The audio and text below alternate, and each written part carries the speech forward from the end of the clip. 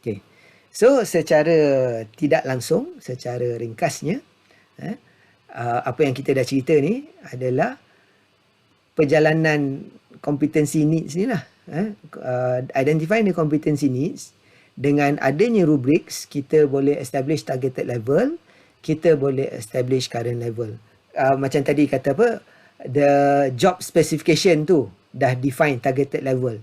So you cuma kena cari current level. Lepas tu daripada situ identify the gap, report the findings. Dekat sini, this is the basis of training and development. Training and development, inilah cerita dia.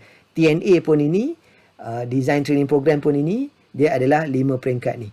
Kompetensi sangat penting. Tak develop the competency, macam mana kita nak justify training and development.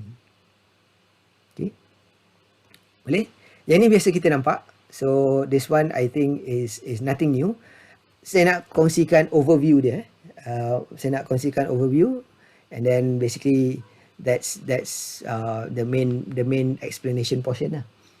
Okay, untuk overview dia macam ni. Overview of training and development. Competency framework ni, dia tak boleh stand alone. Dia perlu ada komponen job analysis. Nak tak nak kita kena buat job analysis. At least kita review dia punya JD, the document.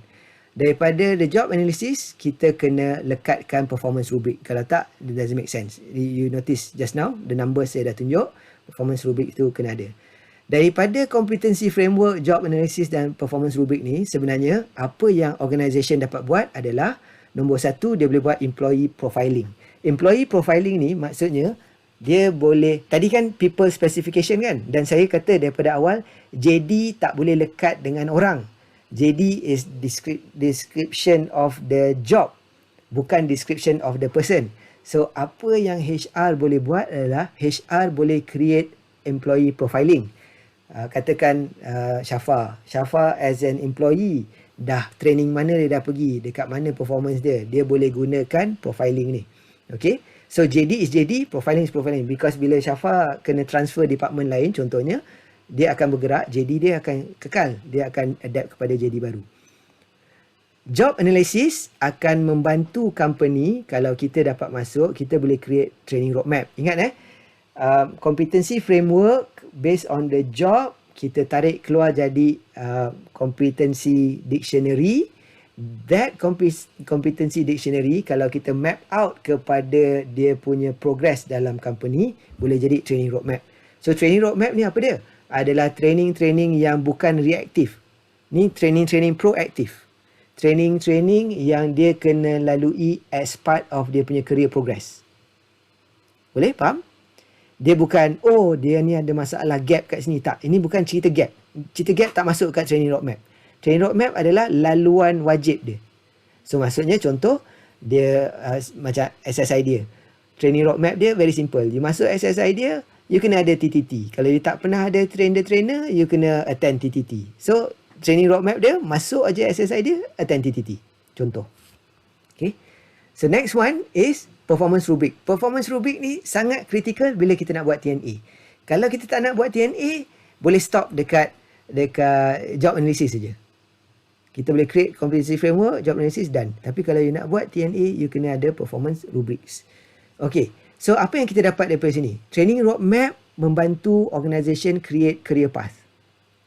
Sebab daripada situ, dia akan dapat tahu training-training apa kena pergi, baru dia boleh qualify untuk pergi kepada next level.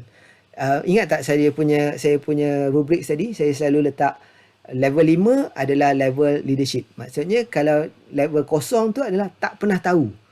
So kalau tak pernah tahu, tak layak. So training roadmap dia akan memastikan orang at least pernah attend training. Okay. Now daripada career path ni juga, daripada training roadmap, career path, you boleh create appraisal. Appraisal ni lebih kepada employee profiling.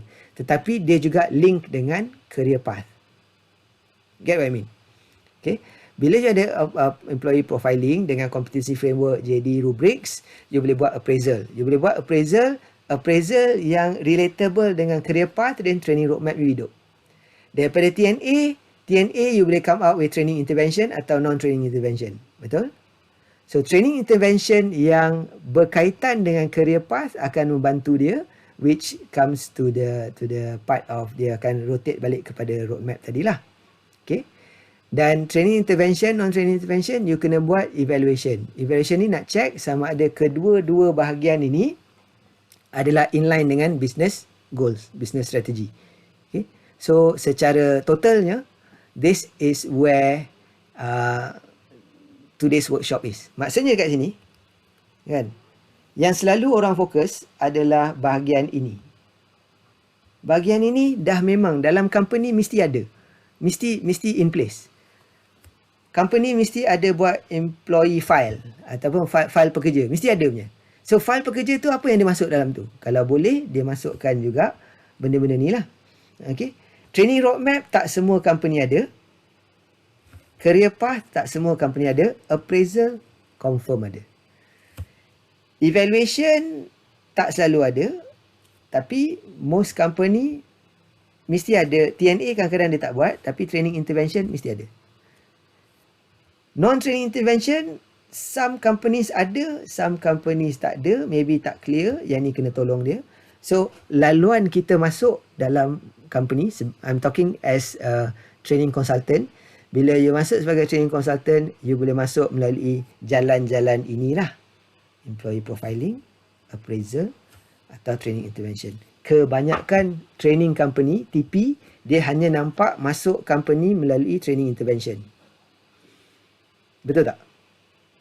Dia hanya nampak, oh, orang ni request training ni. So, dia nampak training intervention aja. Dia tak nampak laluan ke belakang. Daripada training intervention ni, dia tak boleh nampak hubung kait dia untuk pergi ke belakang. Tapi now, macam Widya kalau dia tak jadi trainer tak apa. Tapi, dia kena nampak peluang untuk masukkan bahagian ini. Sebab kita bukan cerita pasal nak jual, nak make money je. We are talking about doing the right work dalam training and development. The right work in training and development require the company to do this. Kalau dia tak buat ni, yang belah kanan ni, kanan skrin ni, tak jadi apa. Selalu orang nampak ini saja. Orang kan training company ni buat duit dekat sini je. Ya, betul. Tapi training company, we add value apabila apa yang kita buat tu boleh dipakai di sini, boleh dipakai di sini. Apa yang trainer kena buat? Trainer kena develop framework. Tak boleh buat framework, buat model pun tak apa. Kompetensi model pun okey.